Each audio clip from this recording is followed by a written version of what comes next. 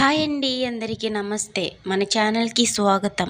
ఈరోజు మనం చాలా టేస్టీగా వృధా కాకుండా చేసుకునే ఒక స్పెషల్ రెసిపీ బీరకాయ తొక్కు పచ్చడి ఎలా చేయాలో చూద్దాం.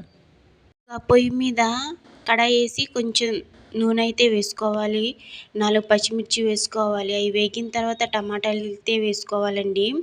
అలా బాగా మగ్గిన తర్వాత ఉల్లిపాయలు వేసుకోవాలి. అవి కూడా బాగా మగ్గాలండి. చూడండి, వీడియోలో చూపిస్తున్నట్టుగా వేగిపోవాలి.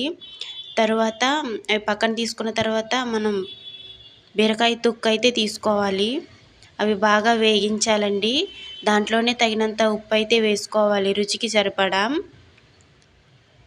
వీడియోలో చూపిస్తున్నట్టుగా వేగిపోవాలి. అవన్నీ మిక్సీలో తీసుకోవాలండి.